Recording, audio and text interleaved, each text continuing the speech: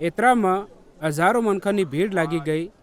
આ તક કે વહે એકબીજા પેર પડાપડી કરતા હતા.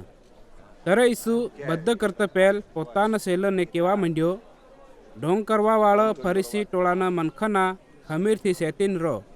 પરમેશ્વર દરેક એની વાતને પ્રગટ કરે જેને મનખા હજુ તક નહીં જાણતા. વેયો દરેક વાતની જાણ કરાવ દે જે હજુ તક અજાણી હે.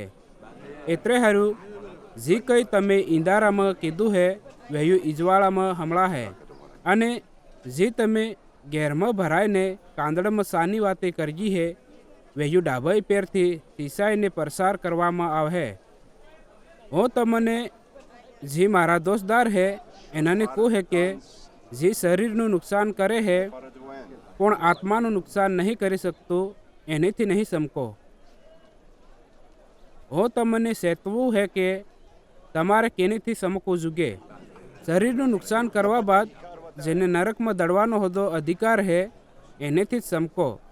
હા, હું તમને પાછો કહું હે એનેથી જ સમકો. હું 2 પૈસાની 5 શકલજી નહીં વેચાતી તે હોદો પરમેશ્વર એનામાં એકને હોદો નહીં વિહરતો. તમારા મણકાના બધા વાળ હોદા ગણેલા હે એટલે હારું સમકો નહીં. તમો તે ઘણી બધી શકલજી કરતા હોદા વધાર કિંમતી હે. હું તમને કહું હે કે જે કોઈ મનખાને આગળ મને માન લે હે એને હું માણસનો બેટો હોદો પરમેશ્વરના હરદૂતને આગળ માન લે. પણ જે મનખાને આગળ મારો નકાર કરે એનો પરમેશ્વરના હરદૂતને આગળ હું હોદો નકાર કરે. જે કોઈ માણસના બેટાના વિરુદ્ધમાં કંઈક વાત કે એનો વયો ગુનો માફ કરવામાં આવે, પણ જે પવિત્ર આત્માના વિરુદ્ધમાં નિંદા કરે એનો ગુનો માફ નહીં કરવામાં આવે.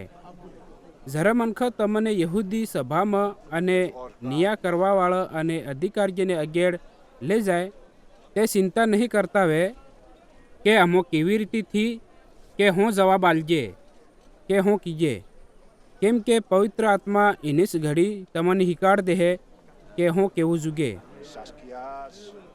ફેર મનખાના ટોળામાં કેને કે ઈસુને કીધું, હે ગુરુ, મારા ભાઈને કે અમારા બાની મિલકતનો ભાગ પાડ દે. પણ ઈસુએ એને કીધું, હે ભાઈ, મને તમારો નિયા કરવાવાળો કે ભાગ પાડવાવાળો કઈને ઠરાયો હે. ફેર ઈસુએ એને કીધું, ચતુર રહો અને દરેક પ્રકારના લોભથી પોતાને બચાવી રાખો, કેમ કે તમારું જીવન તમારી મિલકત કરતો હોદો વધીને હે. ત્યારે ઈસુએ એનાને એક દાખલો બતાડ્યો. કઈનાક ધનવાન માણસના ખેતરમાં ઘણું ધાન પાક્યું. ત્યારે વેયો પોતાના મનમાં વિચાર કરવા માંડ્યો, આવું હું કરું, કેમ કે મારી કન એટલું બધું ધાન અવેરવા હારું એટલી જગ્યા સુધી નહીં. અને એને માણસે વિચાર કર્યો, હું એમ કરી કે પોતાની નાની વખારી તોડીને એને કરતાં મોટી વખારી બનાવે. ત્યારે એનામાં મારું બધું ધાન અને મિલકત અવેરે. ત્યારે મારા જીવને કે હે જીવ, તારી કન ઘણા વર્ષ હારું ઘણી મિલકત ભેગી કરેલી હે, એટલે હારું આવું આરામ કર, ખા પી અને સુખ થકી રહે. પણ પરમેશ્વરે એને કીધું, હે મૂર્ખ, એની જ રાતે તો મરી જાહે. ત્યારે જે કંઈ તે તારી હારું ભેગું કર્યું હે એને કોણ લે હે? એવો સ્વયો માણસ હોતો હે જે પોતાના હારું ધન ભેગું કરે હે પણ પરમેશ્વરની સેવા હારું પોતાનું ધન ખર્ચ નહીં કરતો. એવો માણસ પરમેશ્વરની નજરમાં ધનવાન નહીં. ફેર ઈસુએ પોતાના શેલોને કીધું, એટલે હારું હું તમને કહું હે, પોતાના શારીરિક જીવન હારું એ ચિંતા નહીં કરવી કે આમો હું ખાઉં અને ને પોતાના શરીર હારું કે હું પહેરું, કેમ કે ખાવા કરતાં તમારો જીવ અને તમારું શરીર તમારા પહેરવાવાળો શીશર કરતાં ઘણું કિંમતી છે. આકાશમાં ઉડવાવાળો ઓલને વાળો વેય નહીં તે બી વાવતો અને નહીં વાડતો અને નહીં કબલમાં ભેગું કરતો, તે હુદો તમારો પરમેશ્વર બા એનાને ખવાડે છે. અને તમો તે વાસ્તવિક રૂપથી ઓલા કરતાં વધારે કિંમતી છે. અને તમારીમાં એવું કોણ છે જે ચિંતા કરીને પોતાની ઉંમરમાં 1 કલાક સુધી વધારી શકે? એટલે હારું જ્યારે તમે એક નાનું કામ હતું નહીં કરી શકતો તે પોતાના જીવનમાં બીજી વસ્તુના બારામાં હોકા ચિંતા કરો હે. જંગલી ફૂલ પર ધ્યાન કરો કે વૈય કે કેમ વધે હે. વૈય નહીં તે મજૂરી કરતા અને નહીં સીસરે બનાવતા. તે હોદો હું તમને કહું હે કે સુલેમાન રાજા હોદો પોતાના વૈભવમાં એના ફૂલમાં કેની એકની જેમ સીસર નહીં પહેરતો હતો.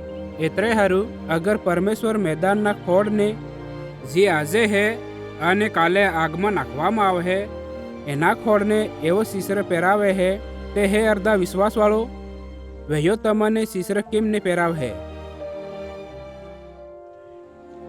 અને તમો એની વાતની ખોળીમાં નહીં રહો કે હું ખાઉં અને હું પીઉં અને નહીં શક કરો. કેમ કે સંસારિક મનખો હોદ એની બધી વસ્તુની ખોજમાં રહે હે. પણ તમારો બા જાણે હે કે તમારે એની વસ્તુઓની જરૂરત હે. પણ પરમેશ્વરના રાજને પહેલી જગ્યા આલો તે એ બધી વસ્તુઓ સુધી તમને મળી જાહે.